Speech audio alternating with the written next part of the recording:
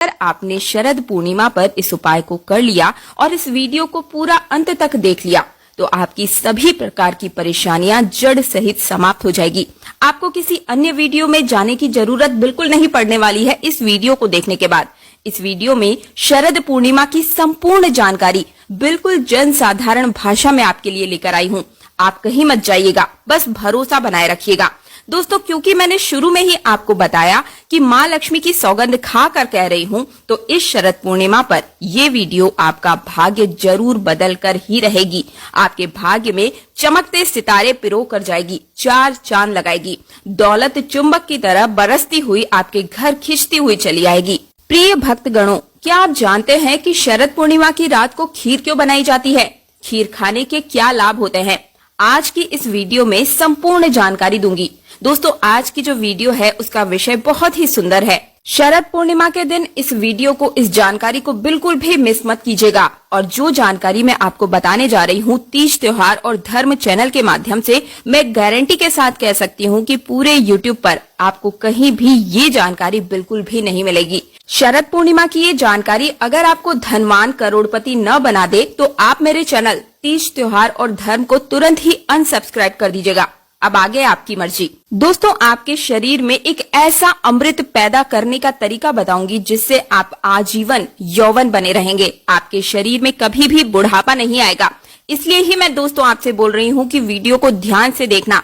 Video देखने के बाद आपको कोई भी अन्य वीडियो देखने की जरूरत बिल्कुल भी नहीं पड़ेगी। ध्यान से देखिए। शरद पूर्णिमा पर खीर बनाने की परंपरा काफी समय से चली आ रही है। रात के समय चंद्रमा की रोशनी में दूध से बनी खीर रखी जाती है और फिर उसे ही माँ लक्ष्मी को भोग लगा करके सुबह प्रसाद के रूप में पूरे परिवार के साथ ग्रहण किया जाता है और लोगों में बांटा जाता है। तो आज मैं आपको बताने जा रही हूँ कि ये जो खीर है इसे खाने से क्या लाभ होते हैं। वास्तव में हमें शरद पूर्णिमा के दिन चांद की रोशनी में खीर क्यों रखनी चाहिए, सारी जानकारी इस वीडियो में विस्तार से बताऊंगी। अश्विन मास की पूर्णिमा को शरद पूर्णिमा कहते हैं और ये इस साल 2024 में 16 अक्टूबर को मनाई जाएगी और दिन रहेगा बुधवार। शरद पूर्णिमा की रात्रि को चांदनी की रोशनी की रात्रि कहा जाता है।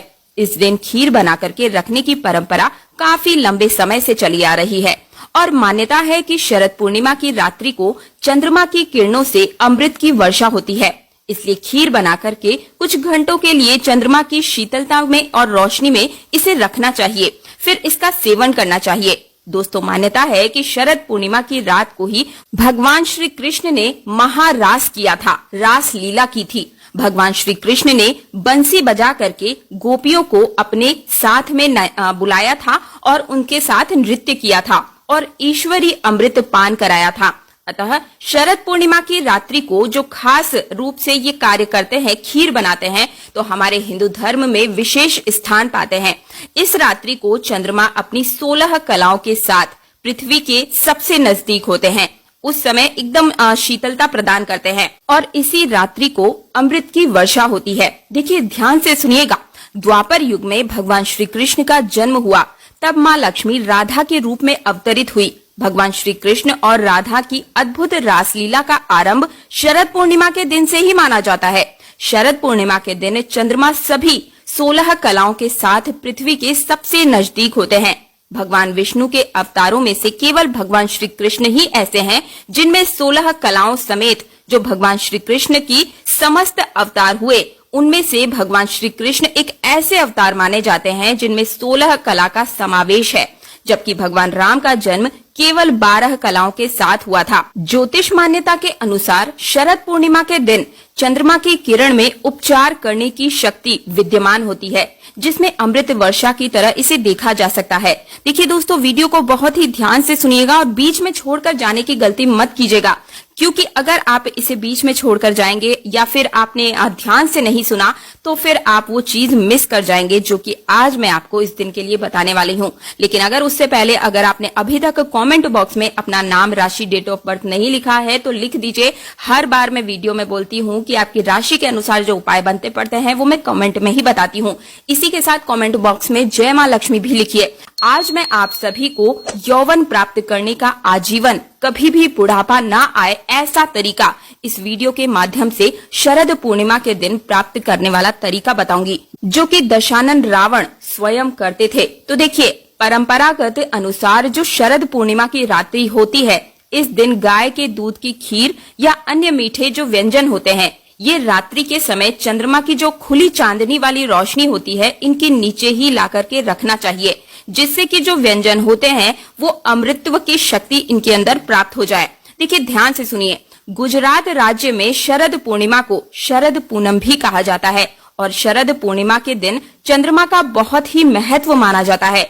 जो व्यक्ति पूर्णमासी उपवास का संकल्प लेता है, ऐसे व्यक्ति शरद पूर्णिमा के दिन उपवास प्रारंभ करते हैं और ऐसा माना जाता है कि इसी रात के बाद मौसम बदलने लगता है, सर्दियां शुरू हो जाती है तथा मंदिरों में पूजा अर्चना करने की जो खुलने का समय होता है वो बंद होने का समय हो जाता है। इसमें परिवर्तन हो जाता है।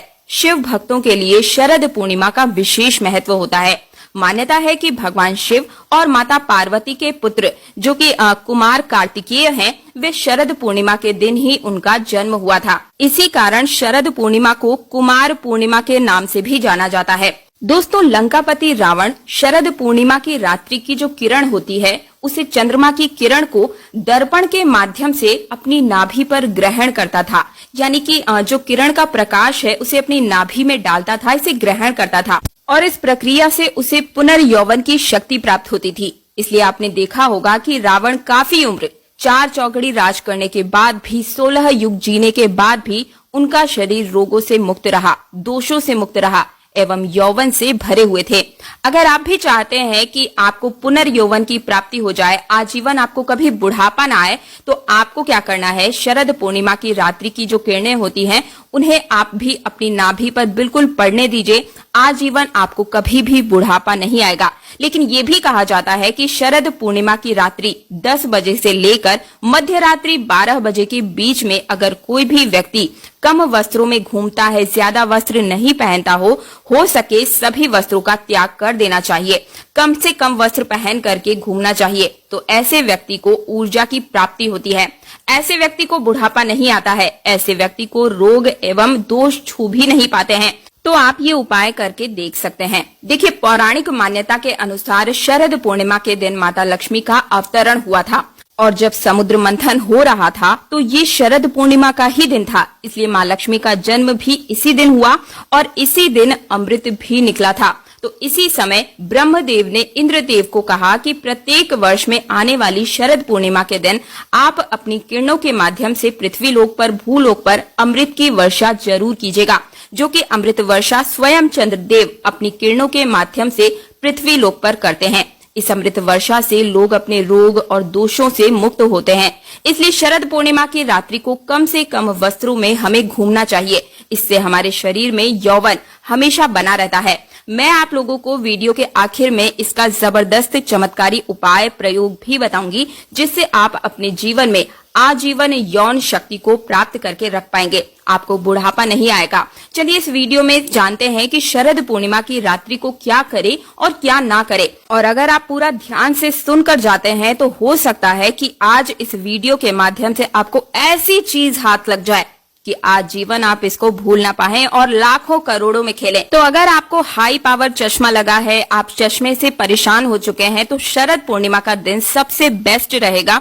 आपको शरद पूर्णिमा की रात्रि काल में जो शरद का जो चांद होता है, कम से कम 15 से 20 मिनट नेत्र की रोशनी को बढ़ाने के लिए एक टक होकर 15 से 20 मिनट तक लगातार चंद्रमा की रोशनी में झांकना है, देखना है। पल के बिना झपकाए आपको ये कार्य करना है और इसी रात्रि को आपको सुई में धागे को पिरोने की अभ्यास करनी है। इससे आपकी नेत्र की जो ज्योति है बहुत ही पावरफुल हो जाएगी। अगर आप चश्मा लगाकर परेशान हो चुके हैं तो इस कार्य को अवश्य कीजिएगा। इसी के साथ शरद पूर्णिमा पर चंद्रमा की चांद की रोशनी में गर्भवती महिला की अगर नाभि पर इसकी रोशनी पड़ती है तो गर्भ में पलने वाला जो बच्चा है वो हष्ट पुष्ट होता है। उसकी नेत्र की रोशनी तेज होती है, मस्तिष्क तेज होता है। ऐसे बच्चे बहुत ही मेधावी होते हैं। जन्म के साथ ही उनमें काफी ज्ञान प्राप्त हो चुका होता है। ऐसे बच्चे शरीर से हष्ट पुष्ट और पहलवान जैसे शरीर की काया वाले होते हैं। हजारों हाथियों का बल इन बच्चों में पहले से मजबूत होता है और इसी के साथ यौवन इनका भरपूर बना रहता है। कहते हैं कि इस दिन यौन संबंध से दूर रहना चाहिए। ऐसा माना जाता है कि इस दिन संबंध बनाने से जो बच्चे पैदा होते हैं वो विकलांग होने की आशंका रहती है। तो इस बात का थोड़ा सा ध्यान रखिएगा विशेष रूप से। और आइए अब जानते हैं कि शरद पूर्णिमा के दिन खीर क्यों खाई जाती है। वास्तव में खीर खाने के हमें क्या फायदे होते हैं, हमें क्या इसके बेनिफिट्स मिलते हैं, ध्यान से सुनिएगा दोस्तों। कहते हैं कि इस दिन आसमान से अमृत किरणों का आगमन होता है। इन किरणों में जो रोग नष्ट करने की क्षमता होती है। ऐसे में जहां इन किरणों की बाहरी शरीर को लाभ मिलते हैं, वहीं शरीर के भीतर भी अर्थात आंतरिक अंगों को भी ये लाभ पहुंचने का काम करते हैं। इसके लिए आपको जो खीर है वो चंद्रमा की रोशनी में रखने के बाद आपको खाना जरूर चाहिए। यही कारण है कि शरद पूर्णिमा की रात को लोग अपने घर की छतों पर खीर रखते हैं। अगर कोई व्यक्ति खाट पे पड़ा है, चलने फिरने में सामर्थ्यवान नहीं है, तो ऐसे व्यक्ति को ये खीर अवश्य ही खिलानी चाहिए। दोस्तों, इस दौरान चंद्रमा से जुड़ी हर वस्तु जागृत अवस्था में हो जाती है, जागृत हो जाती है। देखिए ध्यान से सुनिए, चंद्रमा से जुड़ा होने के कारण अमृत समान हर चीज बन जाती है। जिस खीर को खाने से आपका जो चंद्रमा के समान सुंदर यौवन बन जाता है। दूध से बनी कोई भी चीज आप चाहें तो चंद्रमा की रोशनी में रख सकते हैं। खीर नहीं बना पाए तो आप पेड़ा या कोई भी ऐसी वस्तु रख सकते हैं जो दूध से जुड़ी हुई होती है। उसी में अमृत अपने आप ही घुल जाता है और जागृत हो जाता है। चंद्रमा के प्रकाश होने के कारण दोस्तों ये मान्यता है कि पूर्णिमा के दिन, ध्यान से सुनिए, पूर्णिमा के दिन खीर का प्रसाद वितरण करने से चंद्र दोष दूर होता है, माँ लक्ष्मी की असीम कृपा प्राप्त होती है। इसलिए कुछ स्थानों पर सार्वजनिक खीर का प्रसाद बांटा जाता है। देखिए अगर इस दिन आपने पारिवारिक जीवन में, वैवाहिक जीवन में कोई परेशानी आ रही है, पारिवारिक जीवन का आनंद नहीं ले पा रहे हैं या फिर कोर्ट कचहरी के चक्कर चल रहे हैं, तलाक तक नौबत आ चुकी है, तो ऐसे व्यक्ति को खीर का सेवन अवश्य ही करना चाहिए। देखिए शरद पूर्णिमा की रात्रि सबसे ज्यादा जागृत रात्रि होती है। इस दिन कोई भी जड़ी बूटी को चांद की रोशनी में, प्रकाश में रखने से वो जागृत हो जाती है। तो शरद पूर्णिमा की रात्रि को आप तुलसी की जड़, रुद्राक्ष या फिर किसी भी चीज की जड़ को अगर आप जागृत अवस्था में करना चाहते हैं तो चांद की रोशनी में रख दीजिए। इससे वो तुरंत ही सिद्ध हो जाएगा। और अगर ऐसी जड़ी बूटी को अगर आप अपने गले में धारण करते हैं, ऐसे रुद्राक्ष को धारण करते हैं, तो ये सबसे ज्यादा लाखों करोड़ों गुना ज्यादा फलकारी होता है। तो दोस्तों ये थी आज की बहुत ही गुप्त जानकारी जो कि आपको किसी भी चैनल पर देखने को नहीं मिलेगी। अगर आपको तावीज बनाना नहीं आता है तो मैंने अपने चैनल पर कई सारी वीडियोस डाली हुई है, आप जाकर चेक कर सकते हैं कि तावीज कैसे बनाते हैं। तो ये थी संपूर्ण जानकारी। अगर फिर भी आपके मन में कोई प्रश्न है तो मुझे कमेंट में जरूर पूछिए। कमेंट बॉक्स में अपना नाम, राशि और डेट ऑफ बर्थ लिखना बिल्कुल मत भूलिएगा।